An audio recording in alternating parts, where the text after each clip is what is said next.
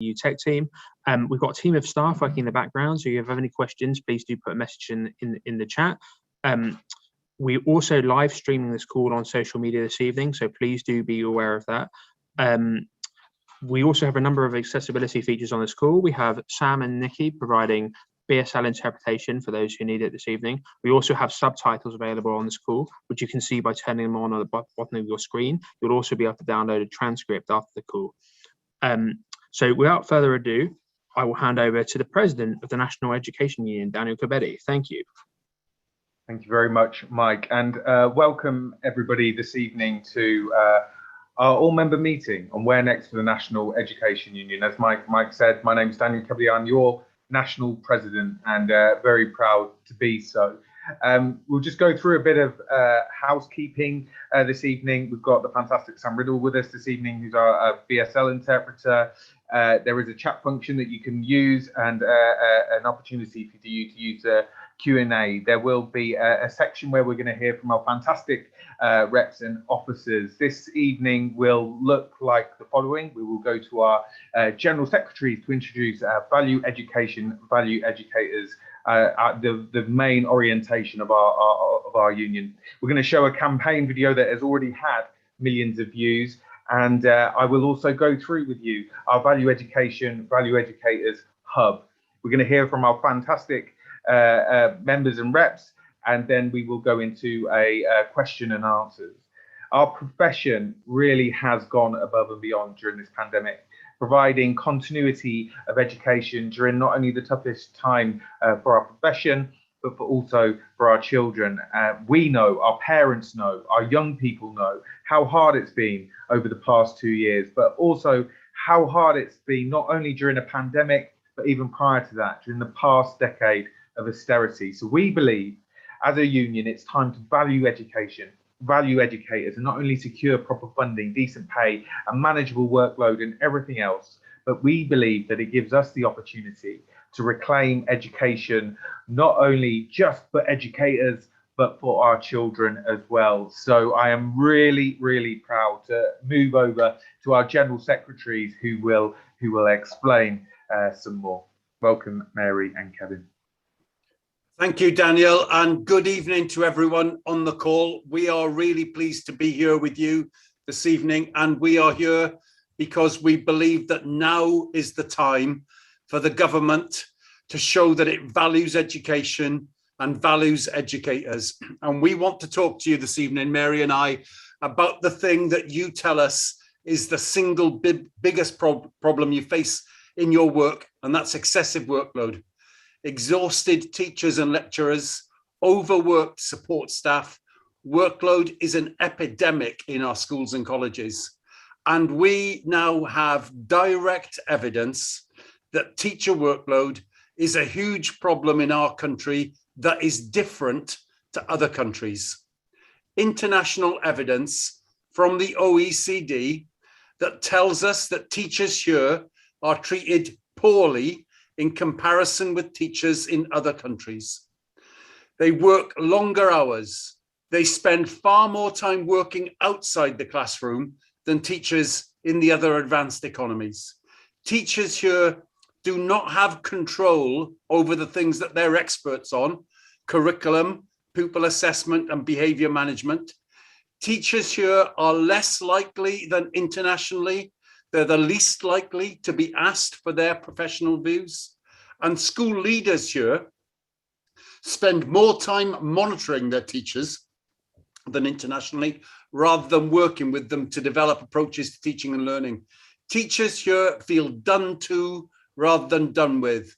They feel told to rather than listened to. Now, Mary and I think you'll agree, we think we know why this is. Fundamentally, it's about Ofsted. And we are entering the 30th baleful birthday year of Ofsted. It's its 30th anniversary in May next year. And we say it's time for change. And in Wales, Estyn too, that for too long has been a clone of Ofsted. We need change there as well. And there is other evidence besides that OECD international evidence. There is evidence in the UK from the Skills and Employment Survey that tells us that teachers in England and Wales not only work excessive hours, but also that their work is very intensive. One research finding from that study is startling. Teachers are far more likely than any other profession, this is pre-pandemic, but more likely than any other profession, to say that they end the day exhausted. 85% reporting that they are exhausted at the end of every single working day, far higher than any other profession. Now, you already know this stuff. You experience it every day. The lack of respect for your professional knowledge and expertise, the exhaustion at the end of the day, throughout the weekend as well, the sense that you're always being judged, that there's never enough time to do your work properly. So we are saying things must change, because international evidence also tells us that when teachers and lecturers are respected, they experience much greater job satisfaction. And when teaching professionals are happier in their work, pupils learn better, they're happier at school or college, and their welfare, like their teachers' welfare, improves. You're muted, Mary.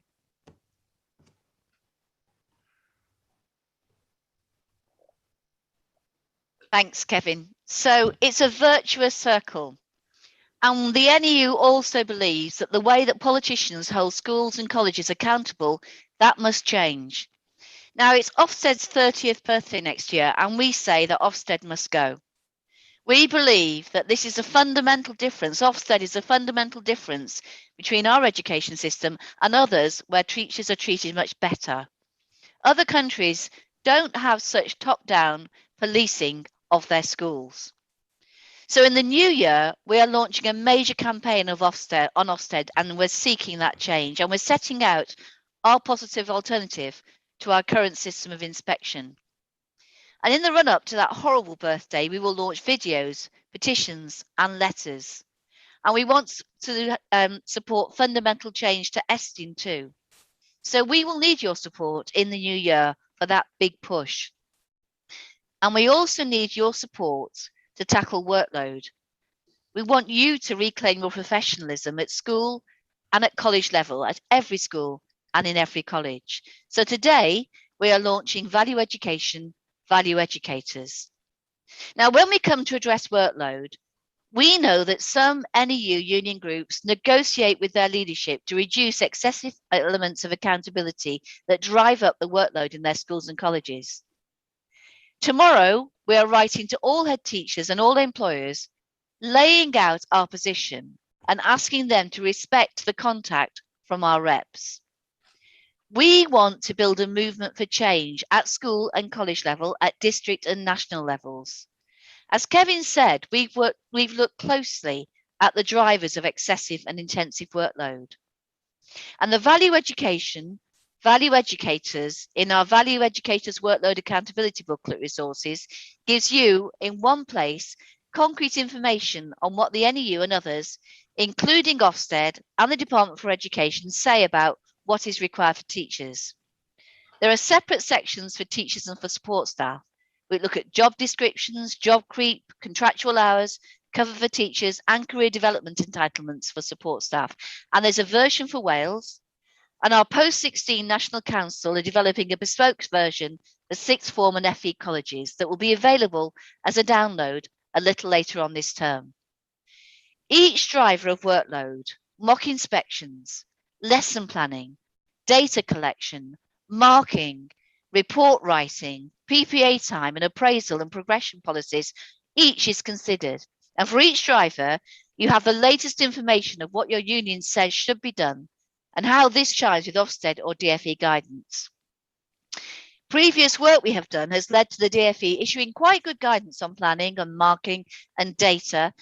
And it's also issued a reducing workload toolkit, but it hasn't had the effect it needs to have in schools and colleges. It hasn't had the attention it deserves. And we think that although the DfE may have good intentions, those are negated because of the downward pressure on heads from Ofsted and their fear of Ofsted. So the work that we are launching is intended to provide a countervailing pressure. We want members in every school and college to look at our value educators workload accountability resource and then agree to take the issues in there to their head or their principal. We want school and college leaders, especially NEU leaders, often at the very sharp end of Ofsted's punitive outcomes, to engage constructively with union groups and lead ethically. Now, we did this last year over COVID safety, over checklists, which we now want to do over workload checklists. Last year, we wrote to all head teachers about the safety checklist. We said our rep would approach them. We asked our reps to meet with members and then go to the head. Now we're doing the same with these workload checklists. We want to share information between schools locally because we know there are differences. So we want people in one school to know that down the road, the head teacher has already stopped doing all mock steads, or reduced the marking load. We want that information shared. And we've got in every district a WhatsApp group of reps that is sharing that information. We want branches to organize briefings for our reps, and our branches will be going ahead with doing that. We think it's really important that you know you have every right as professionals to have a conversation about your workload. It's professional to have those conversations because you know what is a good use of your time and what is not a good use of your time. And if the leaders of your school or college are good leaders, they will want to have those conversations with you. They will want to listen to you and hear what is causing you and your colleagues unnecessary work and how that work could be done better or not done at all, so that you can focus on the core areas of your professional responsibilities, the best way to teach, the best ways for your pupils to learn. So we are asking all our NEU workplace reps to organise a meeting of members, maybe using the PowerPoint resources that we've provided. Then to talk with members about using our workload toolkit in this document to identify the issues that members in your school want to raise with management and collectively decide to approach the school management about them. To use our model letter to raise those issues with your school leadership team. To feedback, for reps to feedback to members what the leadership team has said and discuss next steps. And then, hopefully you'll get some movement. But if you want to escalate matters to another level, to then decide to approach your local branch. We have put a link in the chat to the hub of resources that we've got, and Daniel's going to run through them in a little while. We've already said we're sending a letter to every head teacher, to every local authority, to every multi-academy trust.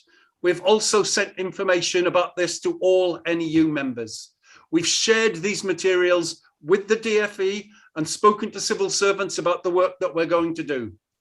Let me just say, if you don't have a rep in your workplace, Mary and I suggest that you get together with colleagues and you agree to elect one. Volunteer yourself to become the rep at your workplace. And remember, you can have more than one rep.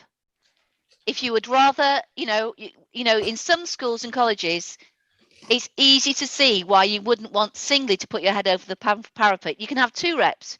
You can have 3 reps, and that means that you can go into meetings jointly to discuss these issues. It can be daunting to go in your own, or a rep can go in with 2 or 3 members in the school or the college who want to come in with you, so that you're not going in alone. You're going in together to discuss these issues.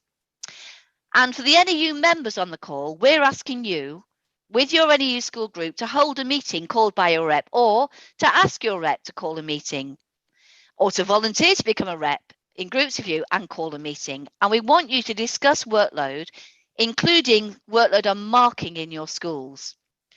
As Kevin said, we've provided a workload audit in the booklet, and we've provided a checklist to support that discussion. And what we want you to do as a group in those meetings is to identify the 2 or the 3 most important issues raised by your group discussion. The 2 or 3 most important things which are driving excessive workload in your school or your college. And then to discuss these issues with your school leader in a positive and professional manner. and to discuss why those practices create so much workload.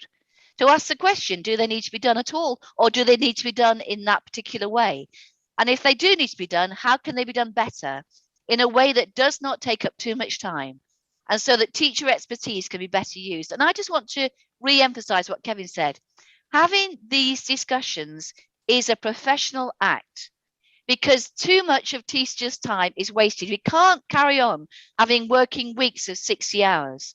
So it is professional to say, this work is labour intensive, it is not beneficial, it is not helping me become a better teacher or help my pupils learn, and I want to discuss with you, school leader, ways it can be done better.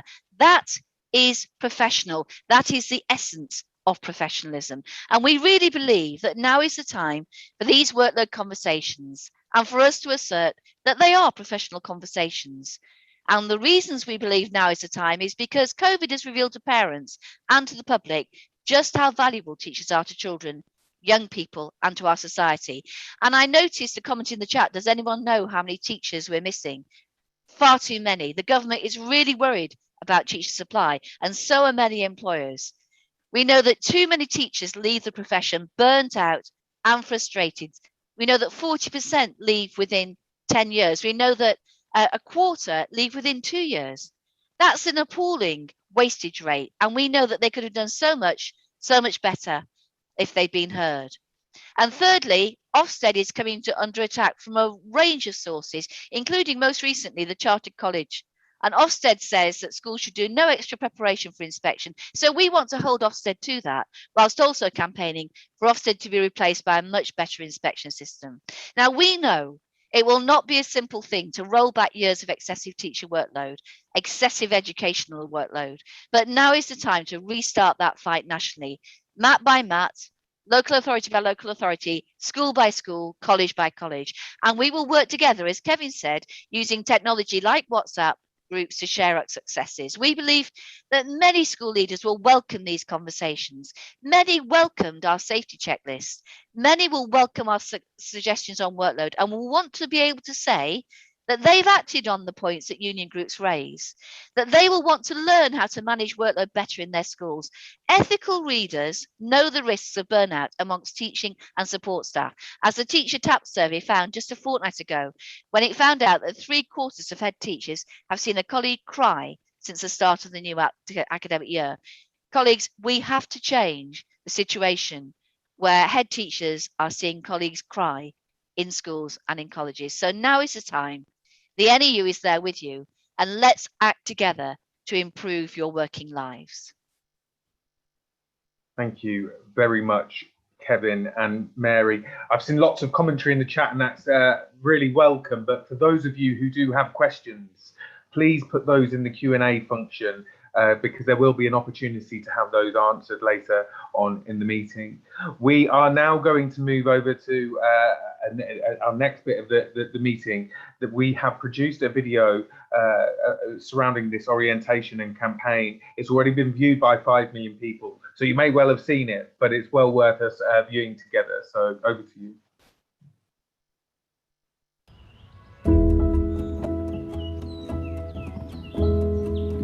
She taught me how to grow plants. He taught me how car engines work. She showed me how to stay calm under pressure. She taught me the value of communication. My favourite thing about Miss Chima is she gives us colouring to do after we do our work. Thank you, Miss Chima. Thank you for supporting me.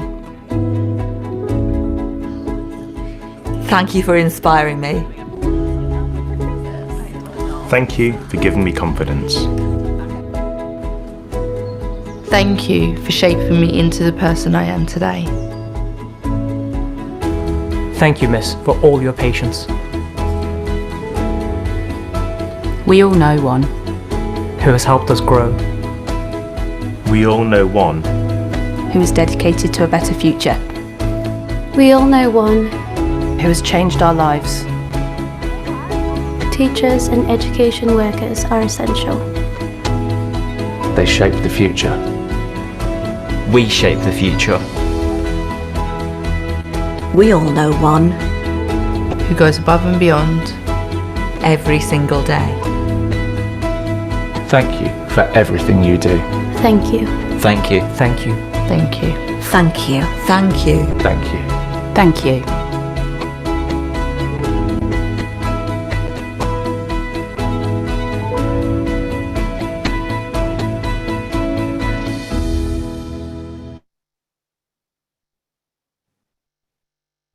And thank you, everybody. As educators and members, I am now in that stage of my teaching career where I'm bumping into ex-students and their adults, and we are now, you know, we just don't understand. It's immeasurable, the impact that we have and that we make every day in our roles. So absolutely, thank you, and absolutely we need to value education and value educators. We have some resources available for you to use. It's called the Value Education Value Educators Hub.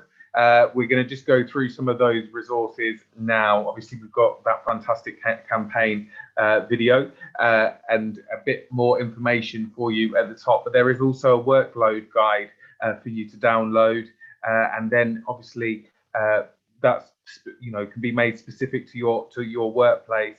There is also a PowerPoint for you to use through the to have a union group meeting in school. It's really important that, you know, you have a collective position on things and things are discussed. If we could scroll down a little bit, please, Mike. Perfect, thank you. There is a model letter for you to use to raise with your school leadership, and there's a letter from Kevin and Mary also below.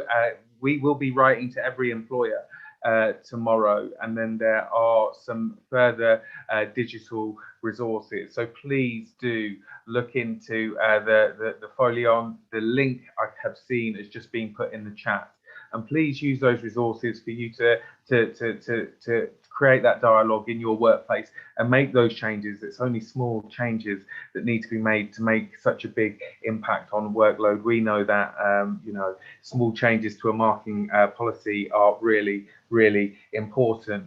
So we are now going to go over to hear our rep's voice. Now there's going to be a Mentimeter. It's a tool that's going to be posted in the chat now for you to feed in your concerns around workload. But we're going to move over to our first speaker this evening. And just remember, please put those Q&As in the chat. Our first speaker is from Blackburn, and it is Andrew. So welcome, Andrew. Thank you very much. I just want to start off by telling you about how I started my union career. And I started because of issues myself and other staff members had in my own primary school. I've been at the school for over 10 years at this point and was frustrated by the injustice that I not only witnessed, but was a victim to on a daily basis. I genuinely felt that there was nowhere to go. This was just the way things were in every school. So I contacted my union for support, and the advice line passed me to Sarah Troughton, my predecessor. She encouraged me to become a rep, explaining that rather than waiting for change to happen, I had to become the change that I was waiting for. I signed up to every training course and began listening to some of the organisers who are on this call today. I began to learn about Kelly's theory of mobilisation, and that dissatisfaction at work wasn't the main trigger to collective action, but it was the feeling of injustice, which I knew all too well.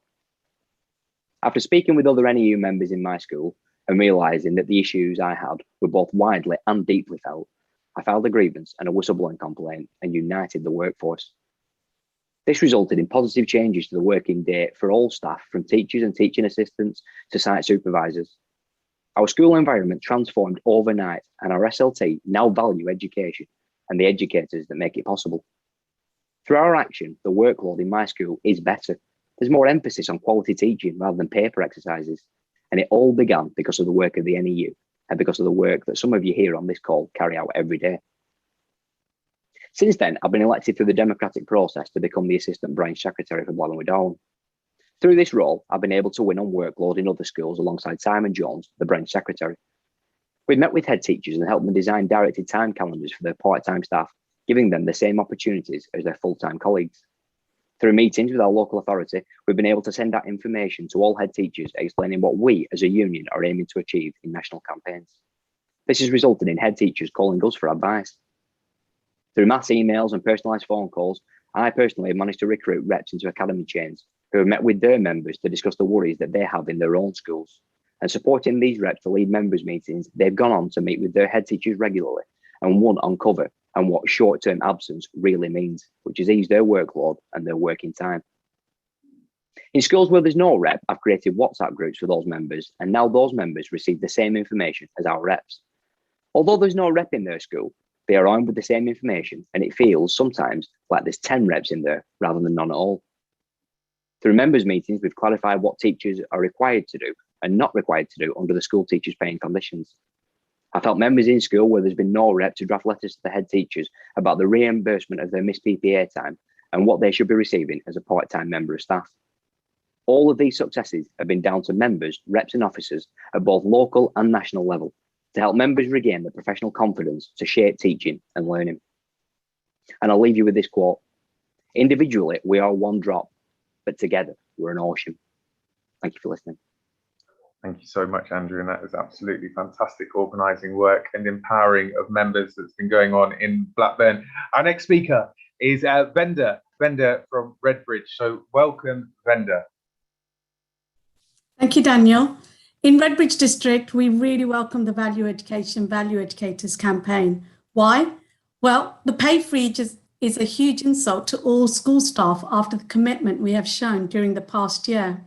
I think it has the potential to unite all members as a lightning rod for our anger. But we will need to work hard to build a campaign which will make a national ballot viable. Also, because in our district, we have been busy over the last 5 months with a strike dispute at Oaks Park High School, where the union rep was sacked and union members are being bullied. Bullying culture plagues most of our schools and is a testament to the fact educators are not being valued in our education system. How do we change this? By coming together and creating a mass movement to reclaim education. At the start of this year, as the branch and district secretary, I was contacted by members in 4 different primary schools in Redbridge. In the first 2 schools, the members pushed back and won. In school 1, the head teacher wanted to introduce deep marking twice a week instead of the usual one. Union members were angry because they were told to do this on top of an already unmanageable workload, and they were made to feel guilty, saying it would help children make better progress after the disruption of COVID. The union rep called the branch and we helped her to organise a meeting, think about escalation tactics if the head refused to negotiate, and carry out a survey of members to prove to the head teacher staff were against the change. The rep met with the head teacher, knowing she had the full backing of her union group and managed to stop the change. In school 2, the head teacher tried to bully out 2 assistant head teachers by slowly eroding their responsibilities and spreading their workload amongst existing staff. The reps contacted the branch and we organised a members' meeting where members agreed to send a collective letter to the head teacher and chair of governors.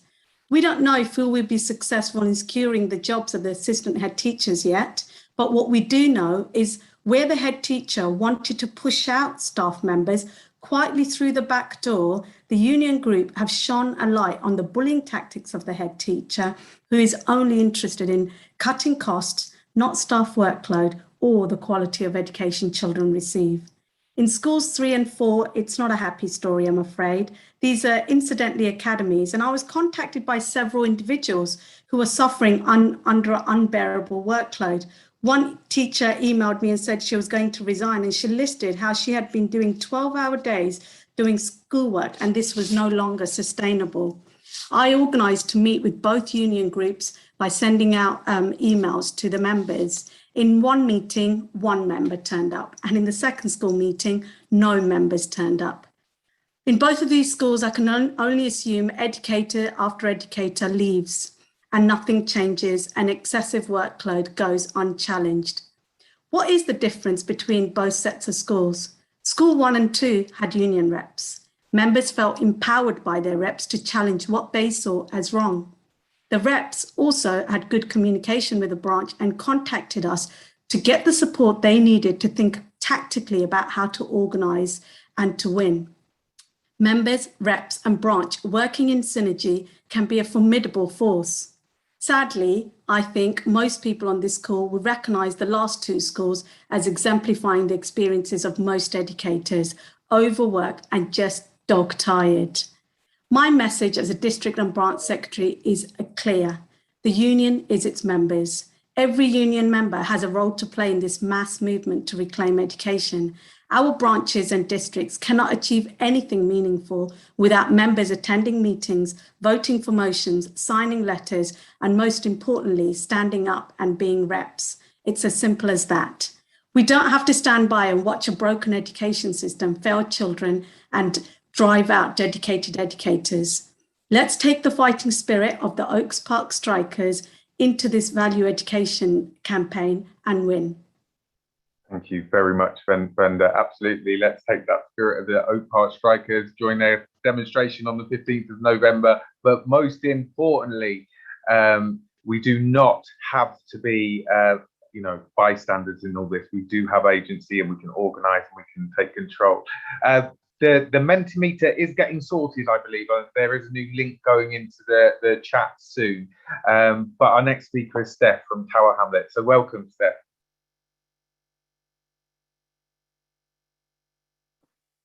Hi, thank you so much. I started as a workplace rep about 4 years ago, which was at the end of my NQT year at a secondary academy in Tower Hamlets. There was an NEU group in the school, but it hadn't been very active on collective issues for a while at that point. One of the first things that I did was to use the NEU workload survey to find out what teachers' concerns were. We had a couple of key themes coming up, which were behaviour management, assessment and data, among some other minor concerns. We took these to the head teacher and we also used the NEU workload toolkit to suggest some solutions. It hasn't always been smooth sailing. There's been a lot of back and forth in the years since that meeting, but a huge amount has changed, which has been great. From marking books every 2 weeks with written feedback, we now do 1 or 2 formative tasks per half term, depending on the subject, and there's no written feedback expected in students' books. In terms of behaviour, our system used to be that every teacher had to do their own follow-up. So on any given day, you might have every single teacher in the school staying an extra hour to supervise detentions, but now we have a centralised system that is really effective and has improved workload massively. Behaviour incidents have reduced a lot as well, which has helped with staff wellbeing and just creating a much better atmosphere in the school. We've changed the way that we submit data. So now we only submit data twice a year. It's a raw score from the summative assessments that students have sat, which replaces some of the other types of assessment that we do. So it's kind of balancing workload. It's spread out across the year. So we're not submitting data for all the year groups at once, which had been an issue in the past. And because it's just that raw score, we're not scrabbling around looking at students' work, trying to come up with a grade that is quite arbitrary and doesn't really mean anything. It's actually producing meaningful data as well. Most recently, we've been kind of quietly asking for this for 4 years since I started. Finally, this year, the school announced that our appraisal process would not be looking at any exam results, and future appraisal cycles would not look at exam results either. There will be no outcomes used as a measure of teacher performance. And from this year, main pay scale teachers do not have to submit any evidence at all for their appraisal. They are trusted to have achieved their objectives if there's not been an issue that's been raised or any concerns raised. And as these changes have come in our workload, teaching and learning has improved, the culture in the school has improved, staff are much more motivated, they have ownership over the work that they're doing. We still work incredibly hard, but our work feels purposeful and impactful in a way that it didn't used to. So it just goes to show that what is good for teacher workload is good for schools as well. It hasn't been easy all the time. The school's a high pressure academy. There's a lot of change, which can be good, like the ones I've discussed, but there's also a lot of changes made without really considering the impact on staff that we've had to fight against. And the support of my district NEU and the district officers has been really crucial in making that happen. Last year, we had a particular low point in our relations with the school over COVID safety measures, but with the help of the branch, we kept giving feedback to senior leadership. We ended up holding an indicative ballot, overtaking some formal industrial action, and ultimately we were able to kind of reverse some of the decisions that had been made. For example, our break being cut was returned to actually longer than it had been prior to the pandemic. So that was really satisfying. There's been some external factors in the success, like new leaders coming in, but generally, I think the pressure that we've applied as an NEU group has made a huge contribution to the positive changes in the school. Even just knowing that there's an NEU rep who is keeping an eye on things, looking at the changes that are being made, the fact that people are talking to each other, and that they're going to make their voices known, all of that really has an impact on the decisions that are being made. So my advice would be, if you are concerned about workload, arrange that meeting in your school, become a rep. It doesn't have to be a scary thing. And don't be put off if you're new to teaching, like I was, or new to a school, because you're probably the person who knows more about workload issues than anyone else there. It's a really interesting role as well, workplace rep. You get to learn so much about how schools are managed and the way decisions are made. And the NEU has fantastic people, resources. The support network is amazing, and it's all available for you to help make the changes that you need in your school. Thank you. Thank you very much, Steph, for that. I mean, the impact that you've had on colleagues and your children and your entire working environment has been, I mean, it's outstanding, really. Keep please putting in your thoughts on the Mentimeter. The link is in the chat. Tell us what your workload issues are, and we'll have a view of that next. But next, let's go over to Deb. So welcome, Deb. Thank you. So at my secondary school in Worcestershire, we're expecting Ofsted at any moment. And one of the results of this is that we've seen a massive increase in workload, specifically for our middle leaders, heads of department. They've been expected to allocate huge amounts of time to frequent monitoring of the staff in their departments, massive completion of paperwork, which has involved extraction of data as well as analysing data, and then frequent meetings to discuss the results of completing that paperwork. Members in school have described themselves as being exhausted, of being broken, of not wanting to come into school. And also it expressed that the data that they're being asked to collect has not been particularly useful to them. It has been very much a box ticking exercise rather than something that's been of value. One or two of them did try and raise this in meetings and did talk about it. There was no action as a result of that. So after several of them had expressed how exhausted they were, working all hours at night and at the weekend, I convened a meeting of NEU members who were also heads of departments, so it was sort of a subset rather than a complete union meeting. Other heads of department asked to join that meeting, so heads of department who weren't NEU. And we did allow that because we felt that we would speak from a greater position of strength if there were more people involved. It was a very productive meeting. The heads of department were able to discuss the issues freely amongst themselves rather than in a meeting with SLT members presiding, where they perhaps didn't feel quite so able to express their opinions.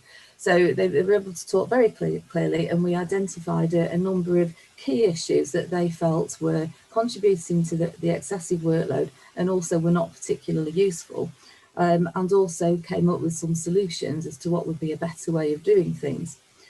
I collated those things and sent that to the head, and we followed this up with a meeting with him, myself, and two of the heads of department who came in with me as well. And that was really useful because it wasn't then just me complaining as union rep. It meant that the heads of department were there to express from a greater position of knowledge, because they were the people doing the job, about what the issues actually were. It's been a really positive process. People feel heard now. They didn't feel heard before. That was another comment that came through after people had tried to raise things in SLT meetings. They said they felt listened to but not heard, and now they do feel heard. So we've had a number of improvements made to the process. The data collection is much more realistic now. It's more achievable, it's more useful, And also the head has recognised that our members or any teachers should not be collating data, they should be provided with data which they're then able to analyse. And this is going to happen as well. So that's a massive step forward. I think the success of the action was due to a number of things, really. We had a very clear identification of the issue that we wanted to talk about, and we presented that constructively with suggested solutions. And that then makes it much easier for an agreement to be met. We had solidarity in numbers. And one thing that I think is really important is that in our school, we've got historically, people have not been very keen to speak up because there have been repercussions to people who have spoken up. And the union has given them a voice, I think. They've been able to make their points, the points that they wanted to make through me anonymously, but to still have been heard. And because that's happening, and because now it's starting to be received a bit more favourably, people are more prepared to speak up by themselves without the union as a shield. Next steps for us are to continue the dialogue that we've got going with our head teacher now. We've had more members moving into the union because they've seen that we've been successful, and we've recently appointed a health and safety rep, so that's great, and I'm looking forward to sharing the workload with her. And at the moment, our focus is on the directed time calendar. We do have a directed time calendar, which I know in some schools is not provided at all. The first issue of the calendar was directed our time down to the minute, this, and pointed out that things do arise, and if you've allocated every time you can't possibly, then and that has changed. So now it doesn't include every time, there is some slack in there. And also, and I feel this is a real achievement, our directed time calendar now includes time that for us to put work online because of the fact that some students aren't able to come to school because of COVID, and so we're putting work online for them. That's an additional task that we haven't had to do prior to the pandemic, and it's good that that's now being recognised as directed time in our calendar. Okay, thank you.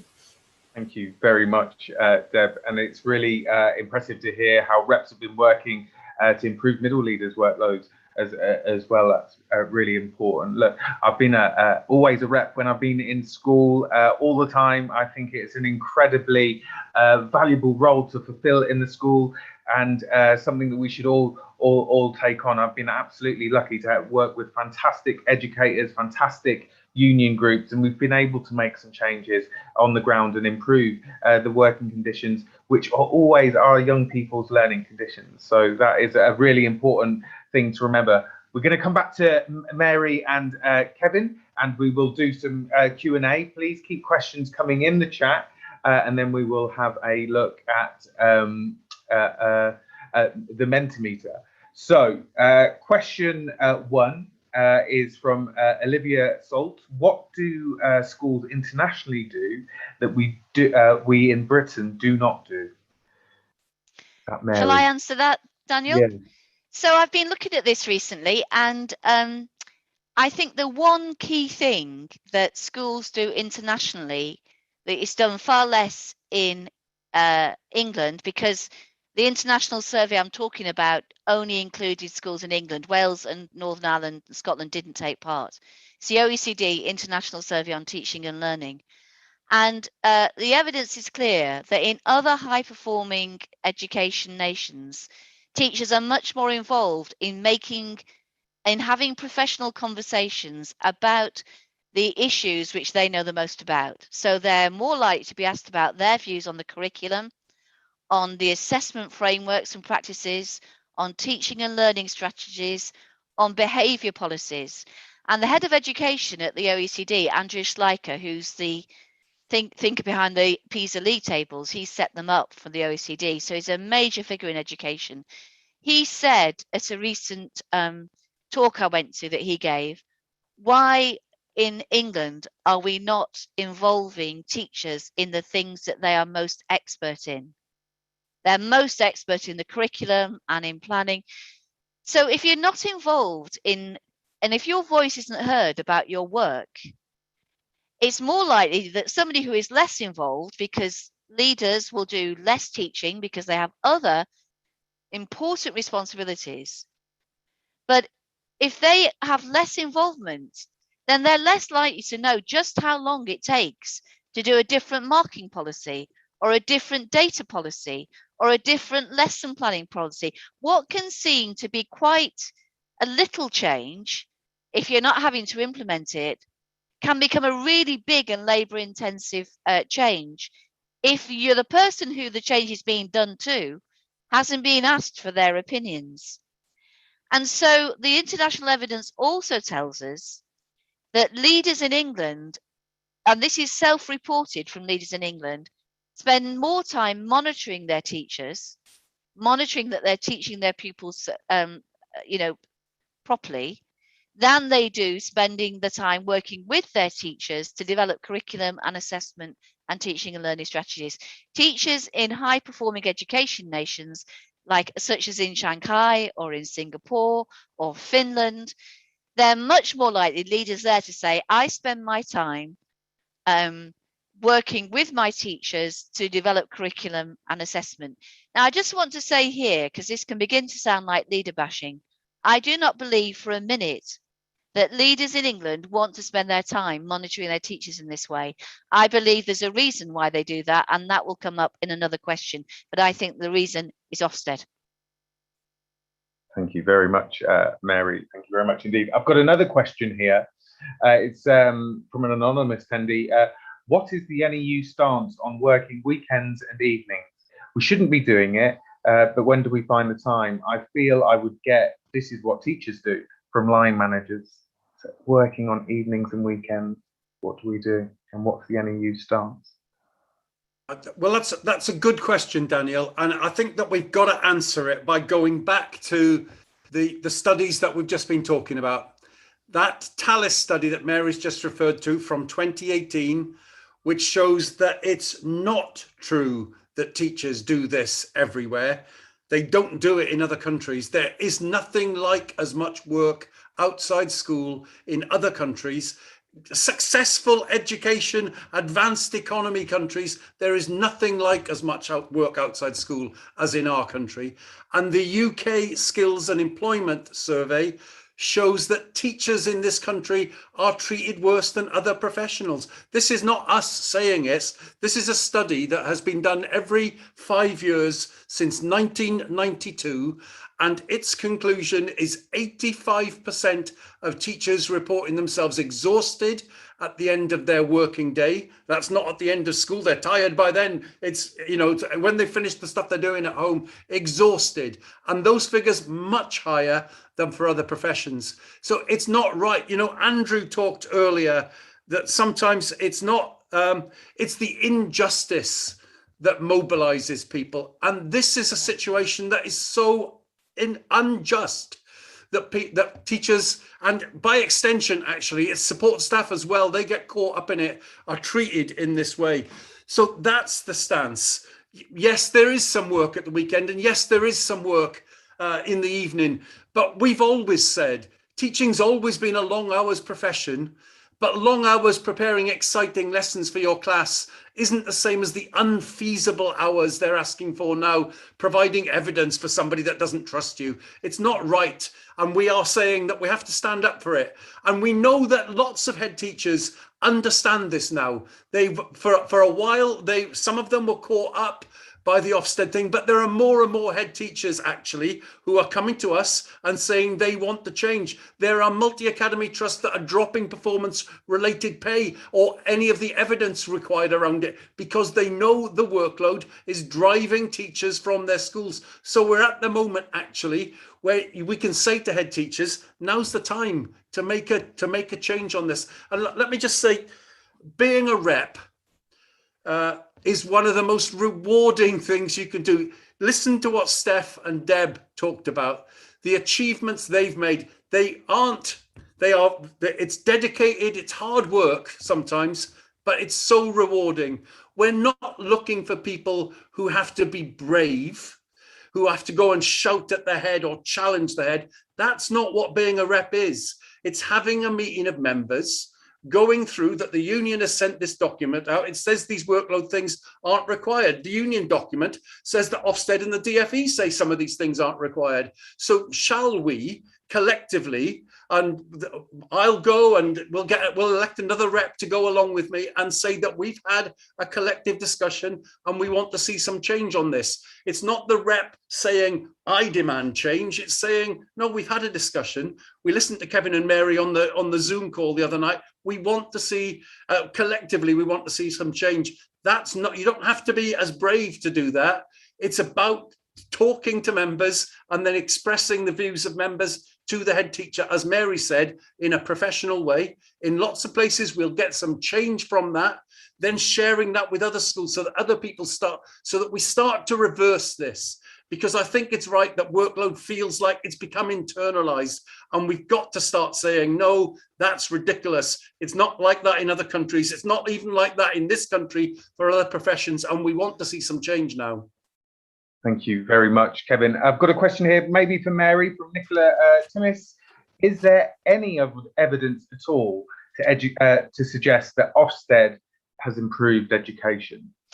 Well, Nicola, I'm so glad you asked this question, because Ofsted is a particular interest, shall we say, of mine. And I think the first thing to note is that how would you know whether Ofsted has improved education? Because it changes its inspection framework as often as it changes its trousers. So, you know, since 2010, we've had 5 separate inspection frameworks: 2010, 2012, 2014, 2015, and the latest one, which is the biggest change of all, 2019. Now, the reason why Ofsted has changed its framework so often is because it has had to concede that none of the frameworks, it says the 2019 one will do this, but it won't. None of the frameworks have had the right outcomes. And indeed, for its latest inspection framework, it said, you know, the previous ones in 2010, 2012, 2014, 2015, they all focused on data. And do you know what that did? It narrowed the curriculum and it led to teaching to the test. And that doesn't raise standards of education. So now we're going to look at curriculum. The fact that Ofsted doesn't have the resources or the expertise to look at curriculum is perhaps the subject of another call.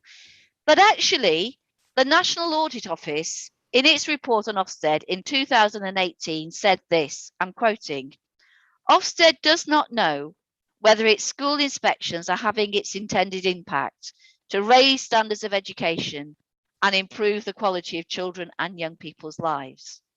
And the reason that Ofsted doesn't know that is because at no point in its 30-year history has Ofsted commissioned an independent research project to look at whether its inspections actually measure the quality of a school's education provision. They've never, ever put their inspection judgments to external validation. For a quality assurance agency, that is remarkable. It's not just validity, it's also reliability. Ofsted have never, ever put to external research validation whether 2 inspection teams inspecting the same school would come up with the same judgment. So the only way that Ofsted can say that we raise standards of education is to say, look at the number of schools who are now marked good, judged to be good. That's much bigger than ever before. But that's completely self-referential. It's Ofsted saying these are our judgments and our judgments are right.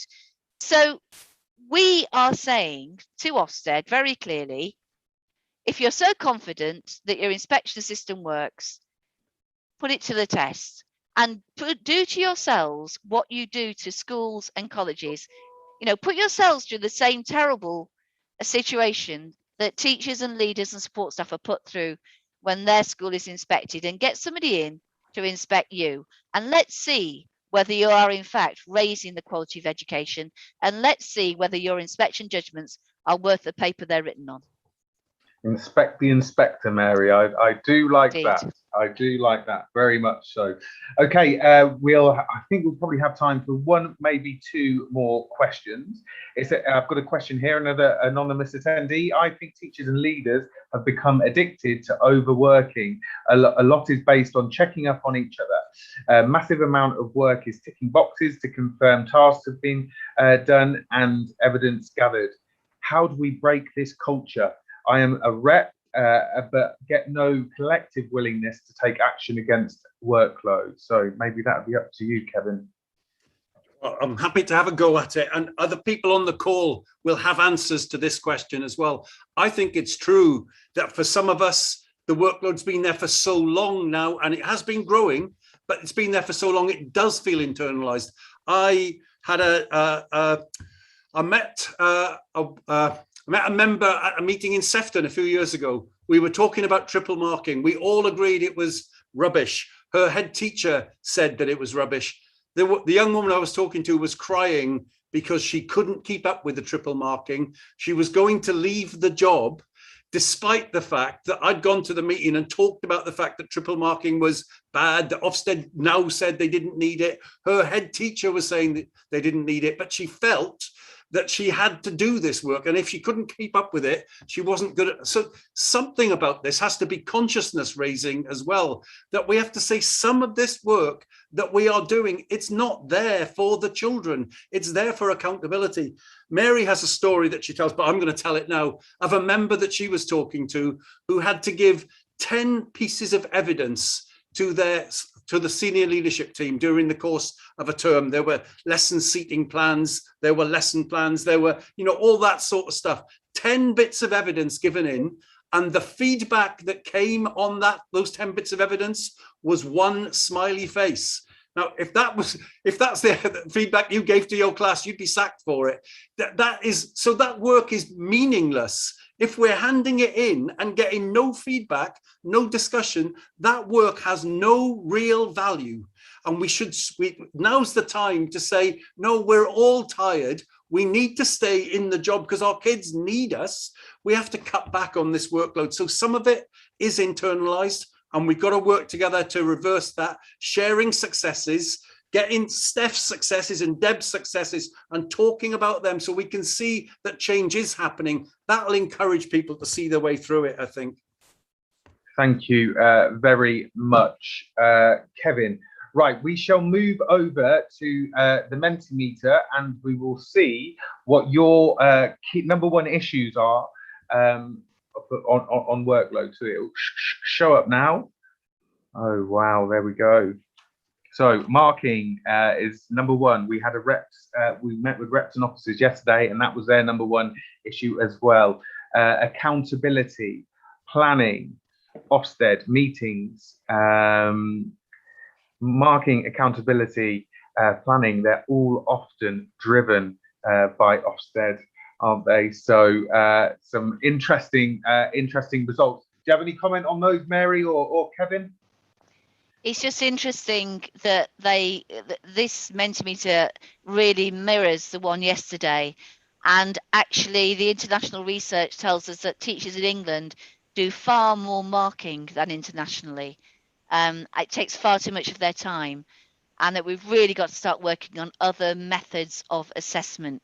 I was an English teacher, and I did a lot of marking because you do in English, but actually I know it's no good doing marking if you do not talk to the pupil when you're giving them back their work, because they can read what you've marked, but they may not understand it, and they may well take no notice of it. So, the reason we're doing so much marking is not because that's the most effective method of assessment. It's so that when the inspector calls and you do your book scrutiny, the books are marked. That's the issue. And can I say, Daniel, yeah, the stuff that's been reported there by the people on this call, thank you very much for reporting it. Those things are dealt with in this booklet, and there's more in this booklet. There's a section here on workload for support staff, and as we said earlier, there's a document for Wales, and there's a document coming for HE and sixth form colleges as well. So these issues are dealt with in this booklet. You can use this to start to tackle them in your school.